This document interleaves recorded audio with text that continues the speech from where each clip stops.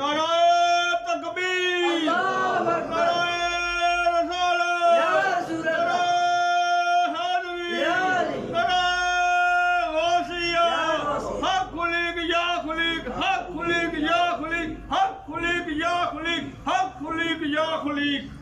अल्हम्दुलिल्लाहि रब्बिल आलमीन वस्सलातु वस्सलामु अला सय्यिदिल अंबियाइ वल मुरसलीन अम्मा बाद फ़अऊज़ु बिल्लाहि मिनश शैतानिर रजीम बिस्मिल्लाहिर रहमानिर रहीम कैफ़ा तकफ़ुरून बिल्लाहि व कुन्तुम फ़अहयाकुम सुम्मा युमीतुकुम सुम्मा युहयिकुम सुम्मा इलैहि तुरजऊन सदक़ल्लाहुल अज़ीम इन्नल्लाह व मलाइकतहु युसल्लूना अलन नबी या अय्युहल्लज़ीना आमनू सल्लु अलैहि व सल्लिमू तस्लीमा। दुरूद पाक पढ़िए। अल्लाहुम्मा सल्लि अला मुहम्मदिन व अला आलि मुहम्मदिन कमा सल्लैता अला इब्राहीम व अला आलि इब्राहीम इन्नका हमीदुम मजीद।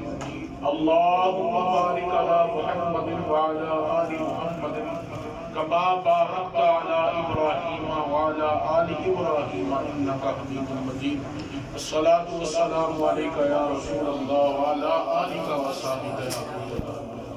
अहबाब गिरामी कदर, मैंने आप अहबाब के सामने सूरतुल बकरा की आयत मुबारका तिलावत करने का शरफ हासिल किया।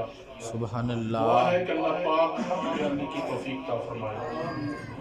रब्बुल जलाल ने इस आयत मुक़द्दसा के अंदर इरशाद फरमाया कैफ़ा तकफ़ुरून बिल्लाहि व कुन्तुम अमवातन फ़अहयाकुम। क्या तुम अल्लाह का इनकार कर सकते हो जिसने तुम्हें मुर्दा होने के बाद जिंदा किया। ये अल्लाह पाक की शान है कि हम पहले कुछ भी न थे। कभी आपने फारग बैठकर सोचा कि सिर्फ पानी का एक कतरा और उससे नुत्फा बना, नुत्फे से मुगदा बना और उसके बाद बोटी बनी, बोटी के बाद फिर उसके ऊपर निशान लगे। हर बंदे को अल्लाह पाक ने अच्छे निशान, अच्छी शक्ल अता फरमाई। और सूरत 3 के अंदर अल्लाह पाक ने फरमाया लक़द खलक़नल इंसान फी अहसनि तक़वीम। हमने इंसान को अच्छी सूरत में पैदा किया। आंखें थोड़ी सी भी टेढ़ी हो जाए इंसान की सूरत अच्छी नहीं रहती। नाक थोड़ा सा टेढ़ा हो जाए शक्ल अच्छी नहीं होती। जुबान, कान थोड़े से टेढ़े हो जाए शक्ल अच्छी नहीं होती। होंठ थोड़े से टेढ़े हो जाए शक्ल अच्छी नहीं होती। इमाम जाफर सादिक की बारगाह में इमाम आज़म नुमान बिन साबित रज़ियल्लाहु ताला अन्हु इमाम अबू हनीफा पेश हुए। आपने इमाम जाफर सादिक रहमतुल्लाह अलैह ने अपने शागिर्द इमाम आज़म अबू हनीफा से सवाल किया कि बेटा एक बात तो बता, आंखों में नमकीनी क्यों है? हमारे जो आंसू हैं अगर मुंह में आ जाए नमकीन है, ये क्या वजह है? और नाक में गरमैश क्यों है? कानों में कड़वाहट क्यों है? जुबान में मिठास क्यों है? इन चारों की वजह बताओ। इमाम आज़म रहमतुल्लाहि ताला अलैह ने कहा कि हुजूर आप मुझसे बेहतर समझते हैं। उस वक्त आपने फरमाया कि मैंने अपने नाना मोहतरम की हदीस को पढ़ा है। उन्होंने फरमाया कि नमकीनी इस वजह से है, आंखें बनी है चर्बी से, चर्बी पिघल जाती है। अल्लाह ने उसके पीछे नमकीन पानी रख दिया जिसकी वजह से चर्बी पिघलती नहीं है। कानों में कड़वाहट इस वजह से है कि कान में कीड़ा मकोड़ा चला भी जाए उसी जगह पर ठहर जाएगा, मर जाएगा, दिमाग तक नहीं जाएगा। और फिर जुबान की मिठास इसलिए है कि जुबान मीठी है, उसमें लुआब है, जिस वजह से मैदे की हर चीज गल जाती है। जब हम खाना खाते हैं तो गल जाता है, तो इस वजह से है। और फिर नाक में गरमैश इस वजह से है हम जो दुनिया में बू या बदबू वाली या खुशबू वाली चीजें सूंघते हैं گرمیش کی وجہ سے اسی جگہ زائل ہو جاتی ہے، دماغ تک نہیں پہنچتی۔ اگر دماغ میں وہ چلی جائیں، دماغ میں تاثر پیدا ہو جائے۔ انہوں نے کہا کہ دیکھو اللہ کتنا حکیم ہے، حکمت والا ہے، دانائی والا ہے۔ اور پھر آپ نے فرمایا کہ انسان خود جو ہے دلائل انفس ہے، اس کی آنکھیں بھی اللہ کی دلالت دیتی ہیں، بندے کی زبان بھی رب کی دلالت دیتی ہے، بندے کے ہاتھ بھی رب کی دلالت دیتے ہیں، بندے کا چلنا، بندے کا بولنا، بندے کا دیکھنا یہ دلائل دیتا ہے کہ کوئی اس کو بنانے والا بھی ہے،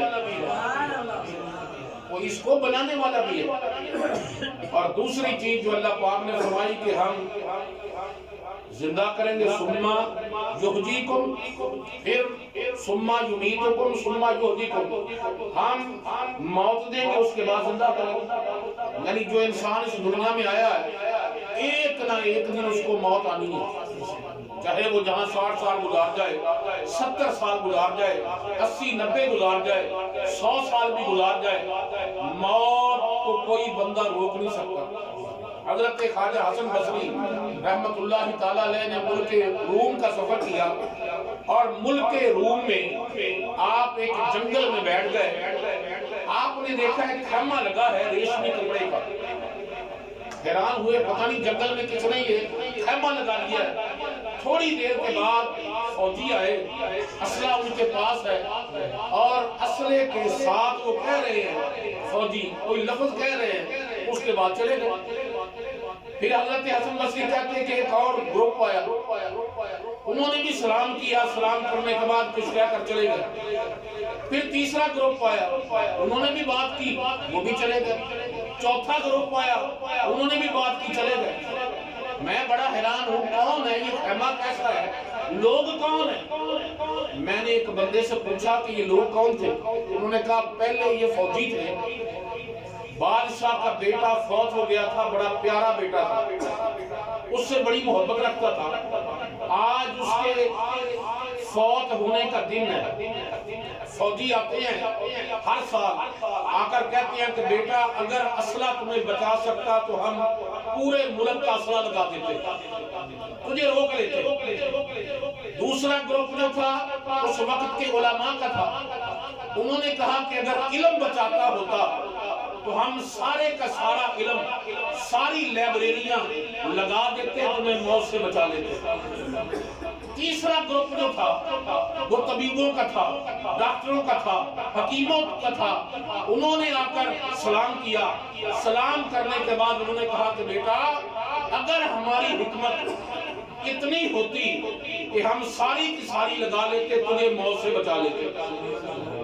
چوتھا گروپ جو تھا وہ امیروں کا تھا، وزیروں کا تھا، انہوں نے کہا کہ اگر پیسہ لگا کر تمہیں بچانا ہوتا تو ہم پیسہ لگا کر تمہیں بچا لیتے، لیکن موت کا فیصلہ اٹل ہے، کیا کر چلے گئے۔ حضرت خواجہ حسن بصری لکھتے ہیں کہ انسان جو مرضی کر لے، جب وقت موت آ جاتا ہے، کل نفس ذائقۃ الموت، ہر ذی روح نے موت کا ذائقہ جو ہے وہ چکھنا ہے۔ جب بھی وقت آ جاتا ہے ہم 7ویں کوٹھری میں داخل ہو جائیں، لیکن موت سے بچ نہیں سکتے۔ اب موت سے پہلے کرنا کیا ہے؟ میں اپنی آیت کی طرف آؤں کہ موت سے پہلے ہمیں کرنا کیا ہے۔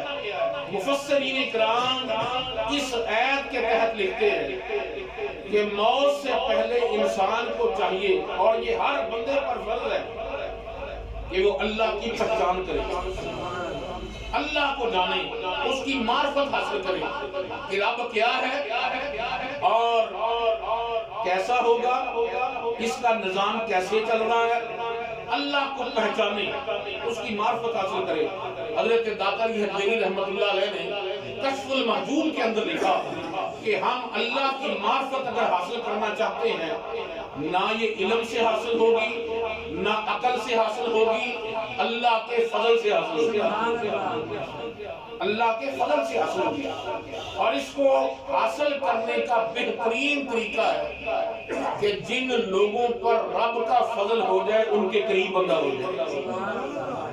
جن کو پہلے اللہ کی معرفت حاصل ہے اللہ کی پہچان حاصل ہے، بندہ ان کے قریب ہو جائے. اگر ان کے قریب ہوگا تو جلدی معرفت حاصل ہو جائے گی. بعض لوگ یونیورسٹیوں میں کالجوں میں پڑھنے والے جب ان سے کہا جائے کہ تم مرید ہو جاؤ پریشان ہو جاتے ہیں. رب کا قرآن ہے، حدیث مصطفیٰ ہے، ہمیں مرید ہونے کی کیا ضرورت؟ ہم تو قرآن کے مرید ہیں، حدیث مصطفیٰ کے مرید ہیں. قرآن ہر بندہ پڑھ سکتا ہے، حدیث ہر بندہ پڑھ سکتا ہے، لیکن اس پر چلنا کیسے ہے یہ ہر کسی کو پتہ نہیں ہے. اور اس رستے پر چلنا کیسے ہے؟ مثلا جس نے لاہور دیکھا ہی نہ ہو وہ ہر بندے سے پوچھے گا کہ یار میں اڈے پر اتر گیا ہوں، نیازی اڈے پر، میں نے اب گنگا رام ہسپتال جانا کیسے جاؤں؟ اور جس نے گنگا رام ہسپتال دیکھا ہو وہ فوراً آپ کو اڈے سے اتر کر گنگا رام ہسپتال میں لے جائے گا. جس نے رب کو دیکھا ہو، رب کی پہچان ہو، وہ آپ کو پہچان فوراً کروا دے. اور جب اللہ کی پہچان ہو جائے، یہ یقینی بات ہے، ہر جاندار چیز دنیا کی ہر بے جان اس کو جانتی ہے کہ یہ رب کی معرفت والا بندہ ہے، اس کو رب کی معرفت حاصل ہے، اس کو رب کی پہچان ہے، یہ وہ بندہ ہے. یعنی جاندار بھی اس کو جانتے ہیں، بے جان بھی اس کو جانتے ہیں. حضرت پیر مہر علی شاہ صاحب رحمۃ اللہ علیہ آپ کا غریب مرید تھا، کبھی کبھی آپ کو ملنے آتا. ایک دفعہ اس نے اپنا سوال کر دیا کہ حضور ملنے کو دل بہت کرتا ہے کہ آپ کو ملوں، پیسے کی وجہ سے آپ کو ملتا نہیں، میرے پاس ٹکٹ کا کرایہ نہیں ہوتا کہ میں گولڑے آؤں اور گاڑی کی ٹکٹ پر. آپ نے مرید کو کہا کہ میرے قریب آ کر بیٹھا. وہ بیٹھ گیا. فرمایا اب جب تیرا دل کرے، جب گاڑی اسٹیشن پر رک جائے، انجن کے پاس جا کر کہنا کہ میں نے گولڑے والے مہر علی کو ملنا ہے. نعرہ تکبیر، اللہ اکبر،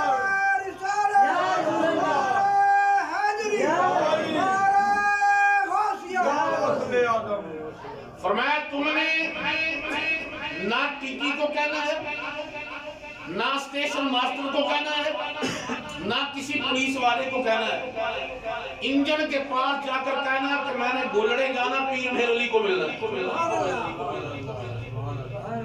وہ کہتا کہ میں نے یہ سبق پڑھ لیا، اب میرا جب دل کرتا مہینے بعد، 1.5 مہینے بعد، 2 مہینے بعد، میں انجن کے پاس جب گاڑی رک جاتی انجن کے پاس آتا اور کہتا میں نے گولڑے والے تاجدار کے پاس جانا. میں گاڑی میں بیٹھ جاتا، نہ ٹی پوچھتا ٹکٹ تمہاری کہاں ہے، ارد گرد سارا پھر کے چلا جاتا، لیکن مجھ سے سوال نہ کرتا کہ ٹکٹ کدھر ہے. اور جب پولیس والے آتے وہ بھی سوال نہ کرتے. میں اسٹیشن پر اترتا، اتر کر جب دروازہ کراس کرنے لگتا اس وقت سب لوگوں سے ٹکٹ چیک ہوتا، لیکن مجھ سے چیک نہیں ہوتا، صرف میں انجن کو کہہ دیتا. یعنی دیکھیے کہ جس کو رب کی معرفت حاصل ہے، جو اللہ کے قریب ہو جاتا ہے، رب کا بن جاتا ہے، پھر انجن بھی جانتے ہیں کہ یہ رب کے بندے کا بندہ ہے. جاندار تو جاندار، انجن بے جان ہے، اس میں جان نہیں ہے، لیکن وہ بھی جانتا ہے کہ یہ رب کے بندے کا بندہ ہے، جس کو رب کی معرفت حاصل ہے. تو میرے بھائی داتا علی حجویری رحمت اللہ علیہ کشف المحجوب میں لکھتے ہیں کہ بندہ جو بھی دنیا میں آیا اس کے لیے ضروری ہو جاتا ہے کہ رب کو پہچانے، اللہ کی معرفت حاصل کرے، اور ہم پر یہ ضروری ہے کہ ہم اللہ پاک کی معرفت حاصل کریں. اب ہم تو اتنے نکمے ہیں کہ اللہ کے کیسے قریب ہو.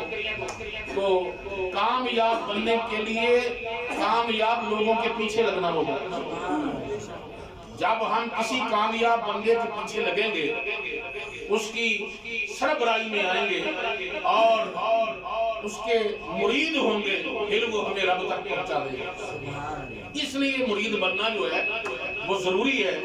اور دنیا میں ہر بندہ کسی نہ کسی مقصد کے لیے آیا ہے. تو اللہ پاک نے فرمایا کہ وَمَا خَلَقْتُ الْجِنَّ وَالْإِنسَ إِلَّا لِيَعْبُدُونِ، کہ ہم نے انسانوں اور جنوں کو اپنی عبادت کے لیے پیدا کیا ہے. یہ عبادت جو ہے مفسرین کرام نے لکھا یہ معرفت ہے. کہ ہم جب رب کی عبادت کرتے ہیں، اللہ کو پکارتے ہیں، تو یہ معرفت ہے کہ ہم رب ذوالجلال کے قریب ہوتے ہیں، اور پھر جب رب کے بندہ قریب ہوتا ہے دنیا بھی اس کے قریب ہو جاتی ہے، دنیا کی ہر چیز اس کے قریب ہو جاتی ہے۔ جیسے پاک پتن شریف پیر مہر علی شاہ صاحب اپنے گھوڑے پر سوار ہو کر تشریف لائے، اور پاک پتن میں عجیب انہوں نے سنا دیکھا کہ لوگ کہہ رہے ہیں حق فرید یا فرید، حق فرید یا فرید۔ جیسے بابا جی بوٹا صاحب نعرہ لگاتے گلشن خلیق، گلشن خلیق۔ پیر مہر علی شاہ صاحب عالم بھی تھے، لوگوں نے پکڑ لیا، تو ایسے لوگ بھی تھے، انہوں نے کہا حضور شرک ہے، حق فرید یا فرید، اللہ کو پکارو، اور یہ اللہ والے یہاں اللہ کو پکارو۔ فرمایا مجھے لگتا تم نے قرآن نہیں پڑھا، قرآن کہتا فَاذْكُرُونِي أَذْكُرْكُمْ، فَاذْكُرُونِي أَذْكُرْكُمْ، تم نے قرآن نہیں پڑھا، اللہ قرآن میں کہتا تم میرا ذکر کرو میں تمہارا ذکر کروں۔ تو اگر حق فرید یا فرید کا نعرہ وہاں لگتا ہے، گلشن خلیق کا نعرہ یہاں لگتا ہے، تو پتہ یہ چلتا ہے کہ رب گلشن خلیق کہہ رہا ہے تو عوام کہہ رہی گلشن خلیق۔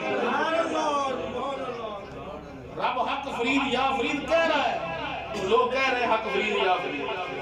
تو احباب گرامی قدر، ضروری ہے ہمارے لیے زندگی کو ضائع نہ کریں، بلکہ زندگی کو غنیمت سمجھیں۔ قبر میں بھی ہم نے پیش ہونا ہے، میدان محشر میں بھی پیش ہونا ہے، اور میدان محشر میں جب پیش ہو اس وقت اللہ کی پہچان پہلے ہمیں ہو، اور جب قبر میں جائیں رب کی پہچان ہمیں پہلے ہو۔